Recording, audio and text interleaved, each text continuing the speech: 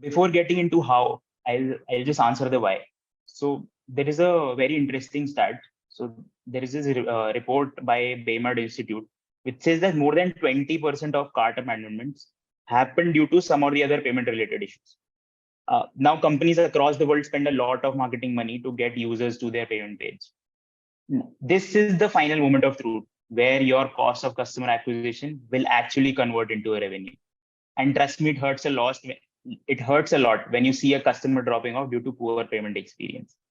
So now we'll look at what all different levers you can target or tweak to get the best payment experience out or the best checkout experience for your app or website. So first lever is the design consistency of the payment page. So companies would go all out in designing the best buying experience, but for the last leg of the checkout, which is the payments, they typically tend to depend on payment processors or some third parties. The customer clicks on pay now, and suddenly it feels like a new website altogether with different colors, fonts, layouts. Now, to a customer like me or to most of the customers, this inconsistency leads to suspicion. Okay, what is this? I was on a different app or website right now. Why this suddenly looks different? And this often results in them abandoning the entire checkout process. Hence, it is very important that the design consistency of your checkout page or the payment page is similar to your overall app as well. Another point to this is now within an app, you can either host your web payment page itself, what you created for your website, or you can create a native checkout, which is for Android or iOS. In our experience, we've seen that a native checkout built for Android and iOS performs way better than what a web checkout would work in the Android or the iOS app. So this was the first point, Kate. It should be design consistency is paramount. The second is what do you actually show on the checkout page or the payment page? Now, as you would also know that there are a lot of payment methods in India, the diversity is too high. Let's say, namely, there is UPI, and there's credit card, debit card, and there is net banking, wallets, BNPLs, consumer financing options. Now there are loans also. Some reward platforms are also coming. So there are a lot of things. And just to target every sort of a user or just to give all the possible options, most companies tend to put everything in there. But that's not the right strategy. Most customers would actually go ahead with one or two payment options only across their entire journey with that app of multiple buying experience. So how do you decide like what to put or what to show first to the customer? So you can look at it in two ways. There can be static inputs or dynamic inputs to your payment page. When I say static inputs, these inputs could be which industry you are operating in, what is the kind of product you are selling, what is a typical average order size for your product. For example, if you have a high ticket size product, let's say 20, 40, 50K sort of a thing, then typically customers tend to prefer EMI or some sort of a BNPL or financing option or a credit card or a debit card sort of an option. So it makes sense to put those payment methods on top rather than some other payment method. If you have a smaller ticket size or let's say somewhat in gaming, let's say 50 rupees, 100 rupees, 200 rupees, the user does not actually want to go and fetch his card or log into the net banking to do a transaction. So that is why you should put UPI out there because it's just a single authentication. Everyone remembers their PIN, they'll just do it right there. If you are a subscriptions app, for example, a Z5 or any OTT sort of an app, then it makes all the more sense to put subscription enabled payment methods at the top, because that is what actually you would want, that people or your customers go and subscribe to your product. So that is another thing. And one very basic line is that your saved payment methods should be made visible to the customers first.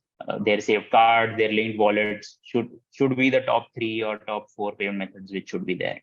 It essentially makes it easier for the customer to pay, for a repeating customer to pay. The dynamic things could be, for example, so in a real world scenario, payment methods actually go down. They tend to go down. So it is very important to let the users know about such downtime. One very easy thing which you could do is you gray out such payment methods in real time. And you tell the user, okay, this payment method is actually undergoing some fluctuation. You go through some other payment method. So this prevents If you wouldn't have told this, the user might have just gone through that and it would have eventually turned into a failed transaction. So by just keeping the user informed, you save all this. If there are any offers on any payment method, you should definitely tell that. Now this might be it depend from company to company, but we've seen that some companies also tend to apply the best offer which is available. You don't make the user scratch their heads, okay, kaun sa offer laga. That is there. If you have wallets or BNPLs on your page, it makes very much sense to tell, okay, what is the wallet balance which you have right now, if possible. So that the user can decide, okay, does this payment method actually make sense for me? Can I make a payment to this? BNPLs, especially, they have this notion of eligibility in them. Like, not everyone is eligible for a simple pay later or a lazy pay later. So don't show the ineligible payment methods, right? Otherwise, it eventually would fail. So that is where we are saying don't show any such things for which using which the user can't do the payment. And one very hygiene factor, which surprisingly companies tend to miss, is validations on whatever input the user is providing. Let's say in a UPI collect flow, you make the user enter the VPA, or let's say XYZ @ some bank, right? Since it's a string which people input, there is a possibility of them entering wrong. A character here or there can just break the transaction. So why not verify that? Downstream payment gateways provide those capabilities that you can actually verify the handle which the person is entering. So yeah, this is what you can essentially do. This is the second lever, what to show, and the basic hygiene factors. The third is, it's a common thing across a lot of industries in general in product, reducing the number of steps to complete the task, which is actually payment in this case. So there are a lot of innovative solutions which are available in the market right now. Let's say the feature which JUSPAY pioneered, I think, quite a few years back, which was auto OTP reading.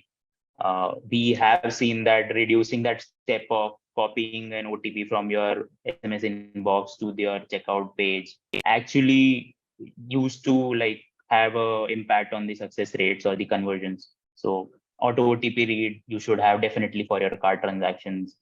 Then you can also have a feature which we call as quick pay, essentially where you show the customer the last used payment method. You can also use that to promote some payment methods like UPI, because you know that that is what most people tend to use today.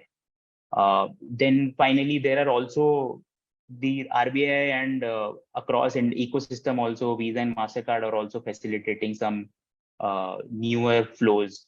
For example, recently their Visa and MasterCard have started supporting CVV-less flows. So a CVV-less flow essentially is that for a saved card or a tokenized card, the user does not need to enter any CVV for doing a transaction. There will definitely be a two-factor done in the sense of an OTP, but the step of CVV is gone. So that is again you reducing that step. Other such features are native OTP, some sort of a retry feature. So there are multiple such features which can help you reduce the clicks, or which can help user reduce the clicks required to do the payment. Like one stat would be, let's say I talked about that quick pay feature, right? So we saw that with a merchant, we started showing them quick pay, and 80% of their users went ahead with that payment method which was shown to them.